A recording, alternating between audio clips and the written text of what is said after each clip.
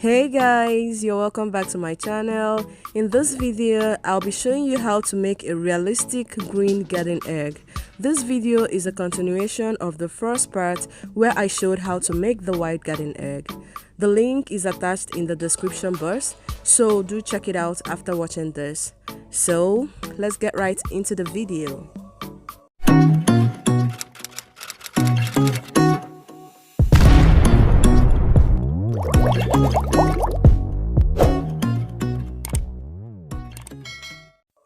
To achieve this lemon green colored garden egg, I'll be mixing the green food gel color and the yellow food gel color.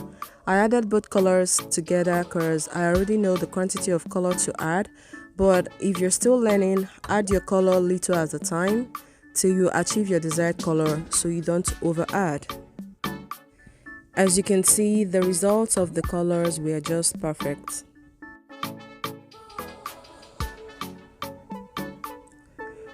My fondant started getting sticky because the weather was hot and humid, and moreover, the more color you add with fondant, the softer it becomes. So I will be using the corn flour on my palms. You're free to use your Crisco. I'll start by rolling out the fondant between my palms in different shapes and sizes, but this particular garden egg has the shape of an egg, so I will be concentrating on the bottom part. So this is just okay. Let's start rolling the second one. Garden egg comes in different sizes and shapes, so I will try to roll out some in big size, medium and a smaller size. I'll be rolling out the rest of them off the camera and we'll be right back. To make a dot at the tip of the fondant garden egg, I'll be using my paintbrush to create just a little dot. The next thing is to start painting the lines or the strips that you usually see at the body of the garden egg. And if you want to know how I achieved the color, do check out my first video. The link is in the description box.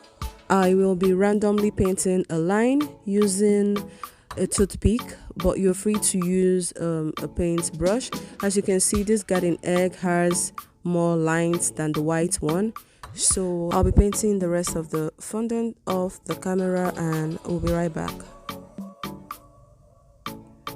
Now we are done with the painting, and I'll be flooring my work surface with corn flour, and I'll be rolling out the same fondant I used to make the stem for the white garden egg.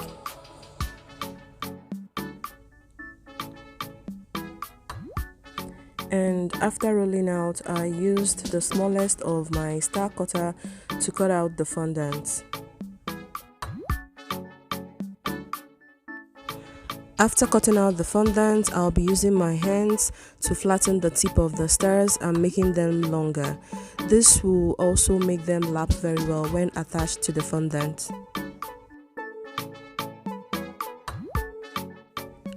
Using my paintbrush and water as glue, I'll be attaching the stars, and using the tip of the paintbrush, I'll be making a hole where the stem will be sitting.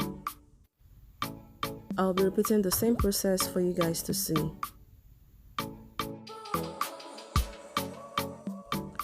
And to make the stem, I'll be rolling out the fondant in between my palms, and I'll be using the fondant knife to cut out the desired length. So basically, this is just the same process we used for the white garden egg, but the only difference is just the color. After attaching the stem, you bend them to make it look more realistic. Thank you so much to my subscribers, and if you're yet to subscribe, please do so. Drop your comment, let me know what you think about the tutorial. So finally, we are done with the tutorial. As you can see, this looks so real and fantastic. The 4 by the right hand side are the real ones, and you can't really tell the difference because they all look so realistic. I use them as toppers for this traditional marriage cake.